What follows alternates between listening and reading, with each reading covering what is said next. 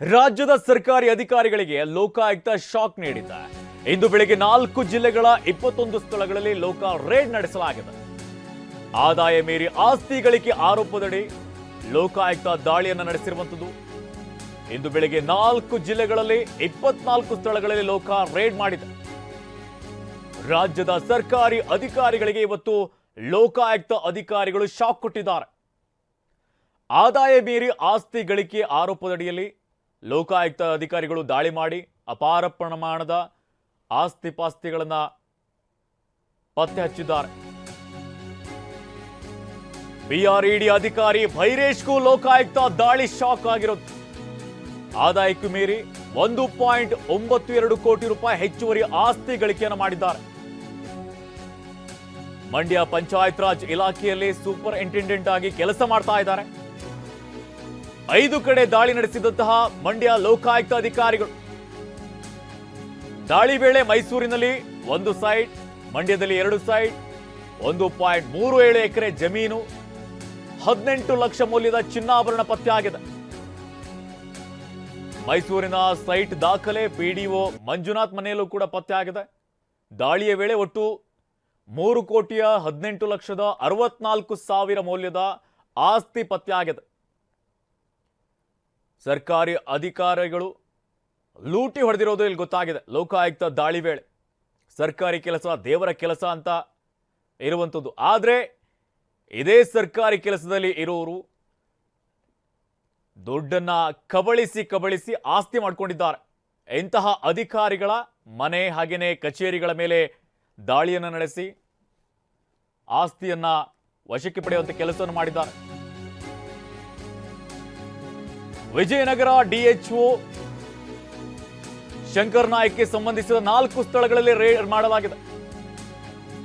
11 ನಿವೇಶನಗಳು, 5 ವಾಸದ ಮನೆಗಳು, ಒಟ್ಟು ಸ್ಥಿರಾಸ್ತಿಯ ಮೌಲ್ಯ 4,20,10,10,000, 11,56,00,000 ರೂಪಾಯಿ ನಗದು, 9.60 ಲಕ್ಷದ ವಾಹನ ಪತ್ತೆಯಾಗಿದೆ.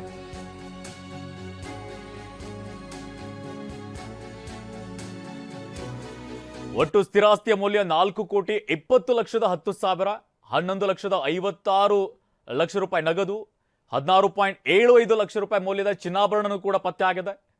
31.90 ಲಕ್ಷದ ಇತರೆ ವಸ್ತುಗಳು ಕೂಡ ಪತ್ತೆಯಾಗಿರುವಂಥದ್ದು. ಒಟ್ಟು 69,82,880 ರೂಪಾಯಿ ಮೌಲ್ಯದ ಚರಾಸ್ತಿ ಪತ್ತೆಯಾಗಿದೆ. ಇನ್ನು ಧಾರವಾಡ ಕೃಷಿ ಇಲಾಖೆ ಜಂಟಿ ನಿರ್ದೇಶಕನಿಗೂ ಕೂಡ ಲೋಕಾಯುಕ್ತ ಅಧಿಕಾರಿಗಳು ಶಾಕ್ ಕೊಟ್ಟಿದ್ದಾರೆ. ರಾಜಶೇಖರ್ ಮನೆ ಮೇಲೆ ಲೋಕಾಯುಕ್ತ ದಾಳಿಯಾಗಿದೆ. ರಾಜಶೇಖರ್ ಬಳಿ ಒಟ್ಟು 6.07 ಕೋಟಿ ರೂಪಾಯಿ ಮೌಲ್ಯದ ಆಸ್ತಿ ಪತ್ತೆಯಾಗಿದೆ. ಬೆಳಿಗ್ಗೆ ಧಾರವಾಡ, ಬೆಳಗಾವಿ, ಹಾವೇರಿ ಮತ್ತು ಚಿತ್ರದುರ್ಗ ಸೇರಿದಂತೆ ಒಟ್ಟು 6 ಕಡೆಗಳಲ್ಲಿ ದಾಳಿಯನ್ನು ನಡೆಸಲಾಗಿದೆ. 3 ನಿವೇಶನ, 3 ಮನೆ, 6 ಎಕರೆ 30 ಗುಂಟೆ ಜಮೀನು ಪತ್ತೆಯಾಗಿದೆ.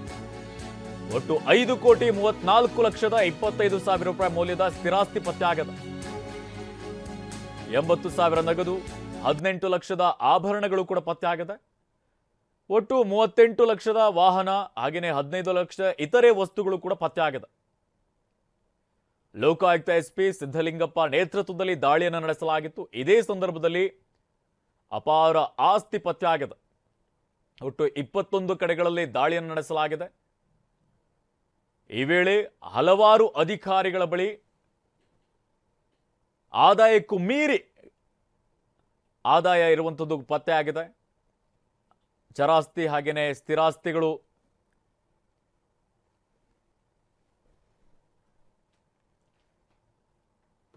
ಇನ್ನು ಬಳ್ಳಾರಿಯಲ್ಲಿ ಏನು ಲೋಕಾಯುಕ್ತ ಅಧಿಕಾರಿಗಳ ದಾಳಿ ವೇಳೆ ಪತ್ತೆಯಾಗಿರುವಂತಹ ಹಣ, ಒಡವೆಗಳು ಹಾಗೆಯೇ ಆಸ್ತಿಗೆ ಸಂಬಂಧಪಟ್ಟಂತಹ ದಾಖಲಾತಿಗಳು ಇದೆಲ್ಲವನ್ನು ಕೂಡ ವಶಪಡಿಸಿಕೊಳ್ಳುವಂಥ ಕೆಲಸವನ್ನು ಮಾಡಿದ್ದಾರೆ. ಜೊತೆಗೆ ಧಾರವಾಡದಲ್ಲೂ ಕೂಡ ಲೋಕಾಯುಕ್ತ ಅಧಿಕಾರಿಗಳು ದಾಳಿ ಮಾಡಿದರು.